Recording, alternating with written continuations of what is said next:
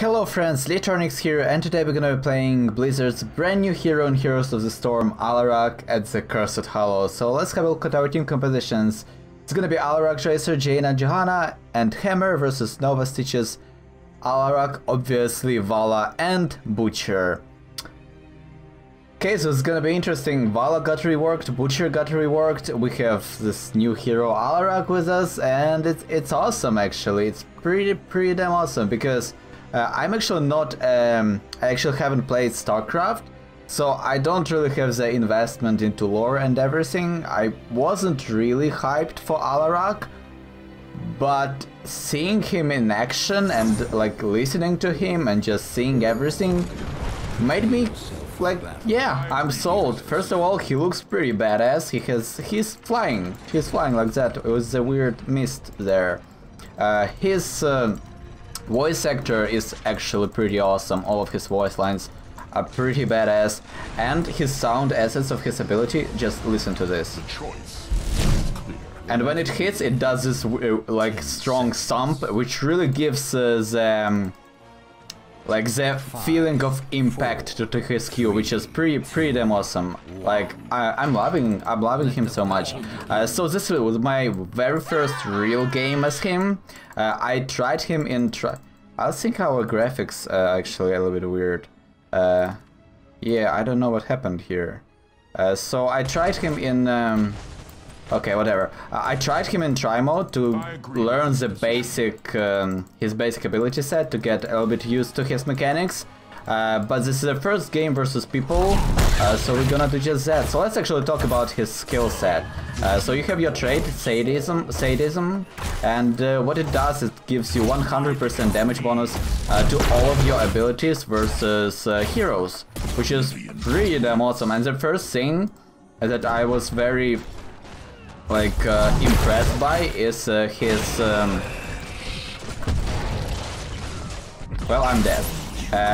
The first thing I was really impressed with is his talent design, the fact that he has utility talents, and what they do is they actually reduce the damage bonus of your trait. So what you can do as Alarak, and this is the first time I've seen this in Heroes of the Storm, usually it's just a choice, like you can choose more damage or choose more stuns, but what happens with Alarak is you can choose to have like longer silences, better range, stuff like that, and what will happen is that you will lose damage in the process, which is a pretty awesome concept, I might add. So let's actually talk about his other... Wow, you really need to get used to telekinesis, because it works a little bit weird, and I will explain why in just a second. But let's talk about his basic skill set. So you have Discord Strike. After a 0.5 second delay, enemies in front of you take damage, and they are silenced. So Alarak has a silence in his basic kit, which can be triggered every 8 seconds, which is pretty damn... Once again, I missed Stitches there, which is pretty damn awesome, and it might make him a really good assassin. Like, that's what makes Alarak kind of stand out from all of the other people, which is pretty damn awesome. Oh, finally I landed it. Yeah, but it's so easy to dodge. Like, you really want to be using Discord Strike when in situations where you would be using something like a hook or maybe the Phase Prism as Artanis, in situations where you can kind of guarantee to hit them while they are distracted and things like that. So definitely something to consider. As your W, you have Telekinesis. This is actually a very weird ability, because what it does, basically you press W, then you hold it and you aim, and this will push enemies and Alarak into the direction. So what you need to consider here is that it doesn't it basically pulls them. I don't know how to explain it. So think Frosted ult, right? It doesn't push everybody, like, let's say 10 meters, right? Instead, what it does, it pushes everybody up to a point, up to the end of the gust, right? So the same happens with telekinesis. Everybody will get pushed to the end of the hitbox here. So that's definitely something you should... Oh my god, if I actually silenced her a little bit earlier there, but you can't really combo like that. But if I was able to do that, she wouldn't have been able to escape. That seems generous. So that's actually cool. I haven't actually chosen any of my talents here because I'm explaining his abilities. And for your lightning surge, for your E, you have this targeted ability, which is targeted. Weirdly enough, I thought that it was a skill shot, and I was at first really a little bit weirded out when I wasn't able to cast it, like randomly. You actually need to aim, you actually need a target for it. And it will deal damage to everyone in a line in front of you and your target. So that's definitely a good thing. I still don't have any talents, so I tried to maybe pull Stitches there into a little bit of a weird situations there, but didn't really happen. So yeah, that's his basic hit. Oh yeah, and your lightning surge actually heals you, so that's definitely a good thing. Oh my god, that was so good. That was so good. So the other thing you can do is actually, if you don't want to aim your telekinesis, what you can be doing is you can press Alt and W, and this will cause Alarak to charge in a straight line.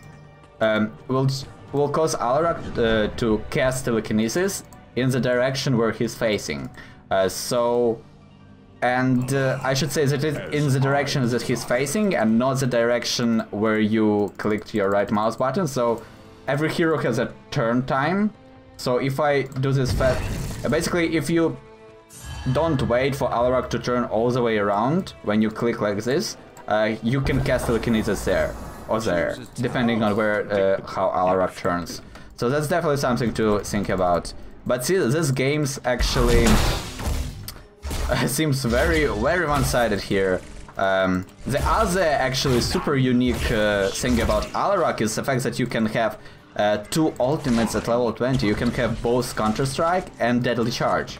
One ultimate will be at your R, and the other one would replace, not replace, but will be castable by using your trait.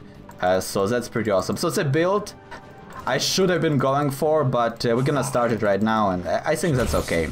We're gonna start with White Lightning just to get us a little bit more range, like width on our lightning surges, which is obviously pretty damn nice.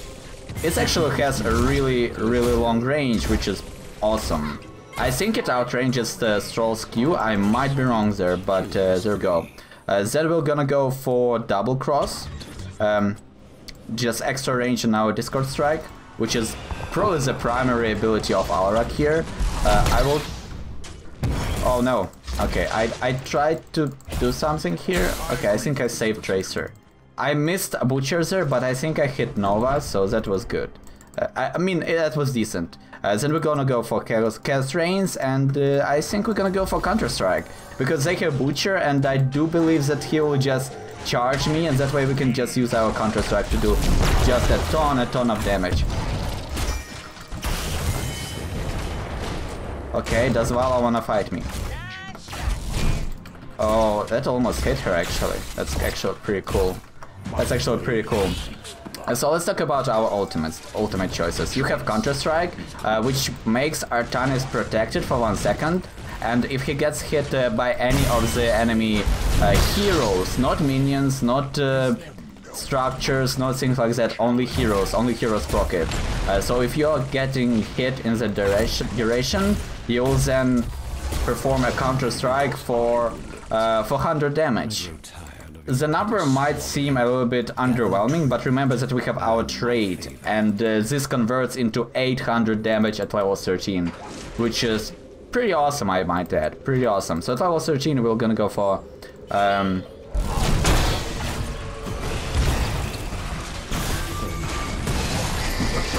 Okay, we were able to mitigate, actually, we were able to use our ultimate to mitigate one shot from...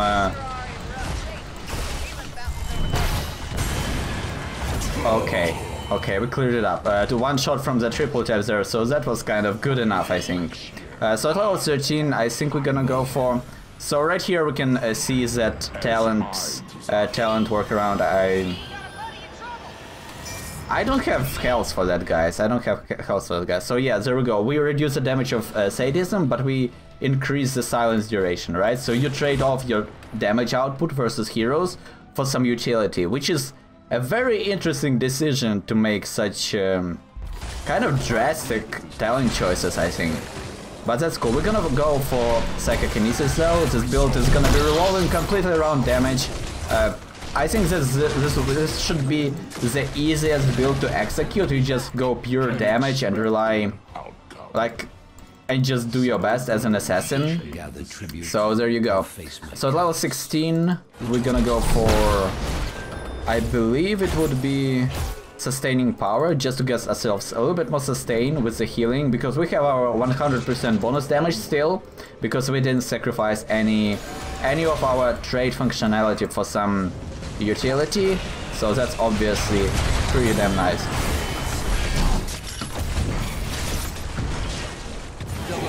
Okay, can we get some kills here? Quad kill. Well, that's cool. Nah, boss won't do really much there. Our boss is actually much more valuable there. Wow, Stitch is actually still here. Man, this is actually an interesting game.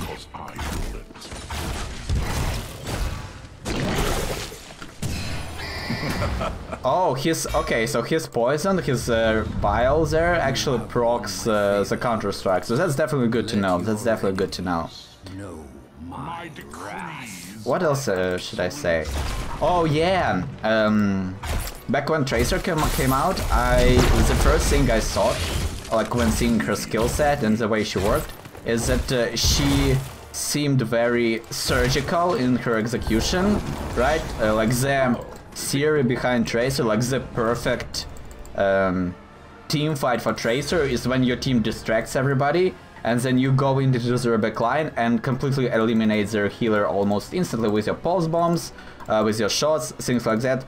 Alarak, I think, functions in the same way. Like, you want your teammates to distract them, and then what you do as Alarak is you silence their healer and quickly eliminate them. Or it just allows your team to completely turn around the fight, which is pretty damn awesome, I think. There was Nova there, by the way. I saw her, but I wasn't really able to land our Discord strike, sadly. Oh no, Hammer.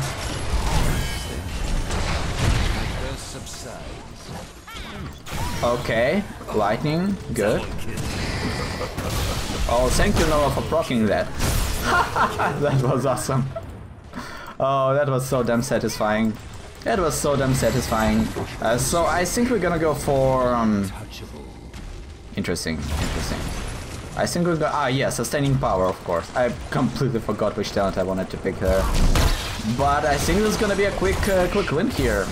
I mean, I believe that Matchmaker right now just puts people into games super fast. Like it doesn't really try to match us you and your enemies equally. So you might get really stompy games.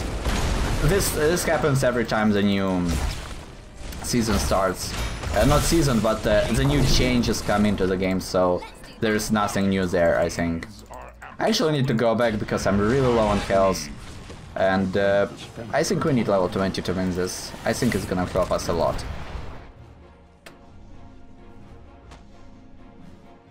Man, like, I don't know. Alarak is pretty damn awesome, in my opinion. Also, he has red side blades, whereas Zeratul has green ones, and what's his face? Archanix has blue ones, right? And obviously, red side blades do more damage, and it shows because his auto attack damage is actually pretty crazy. Right now, we are almost doing 300 damage, just with every auto attack we do. That's kind of like I actually don't know the exact numbers of somebody like Butcher or Thrall, but I believe that's more damage than Thrall. And this is really interesting. Oh, there's Alarak there. He's just dancing. That's not good. Come on, Alarak. Be a hero here. We need some. World could use more heroes, you know? Okay. I'm really waiting for level 20 because I really want to, like, the fact that you can choose 2 ultimates as Alarak it's really cool in my opinion. Also, that's a small combo you can do as Alarak. You can use your... Oh, we actually didn't hit our You can use your teleport, you can use your telekinesis to push somebody into the range of your Discord strike, and the double cross really helps land it after the telekinesis. So that's cool. Also the healing is pretty nice, I mean, yeah, this was a storm, but I mean, that's Alarak. Oh, look at the double kill. Look at the double kill in the end. Oh, what a beautiful game. What a fair matchup it was. Like, it was a really close game. Oh, and we have the MVP system. I'm not oh my god, Tracer, come on, man. Alarak deserved some love there. Oh, there we go, we are the Dominator. We have a 23 killing spree. Isn't that awesome? Let's actually upvote Stitches. There we go. Let's show the enemy team some love there.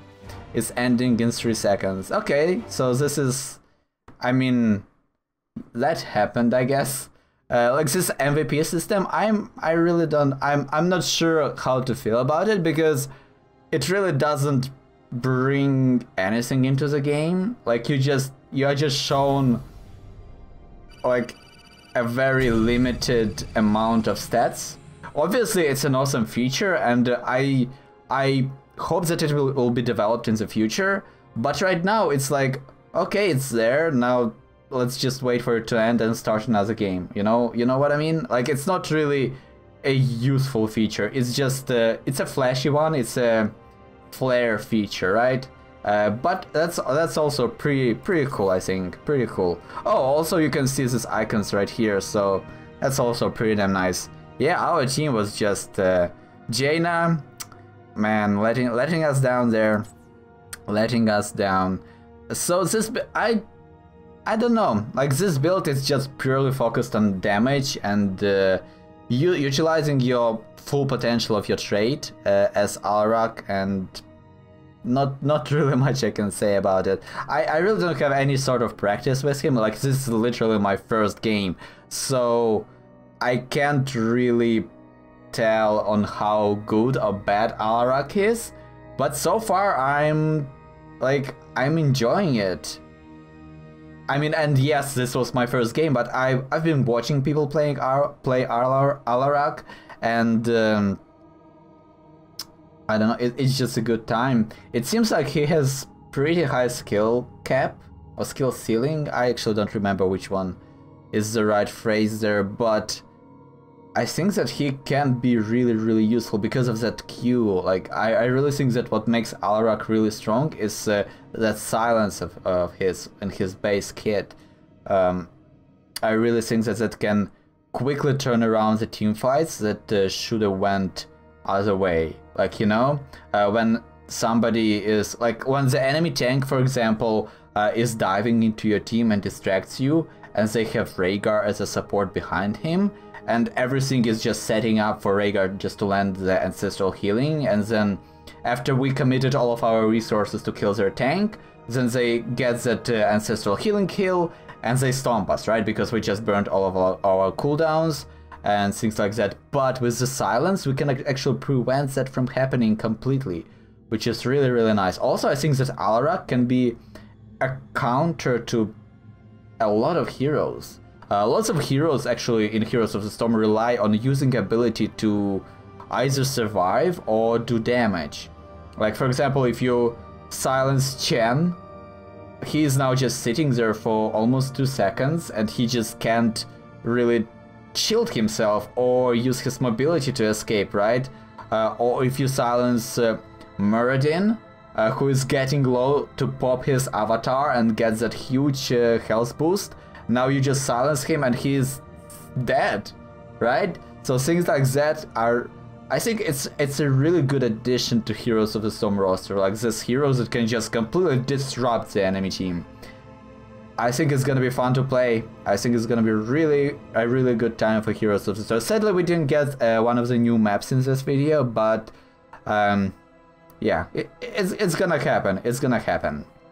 So if you guys enjoyed this video, consider subscribing. If there are some builds or heroes that you want to see me playing next, make sure to let me know in the comments. And as always, guys, thank you so much for watching, and see you next time.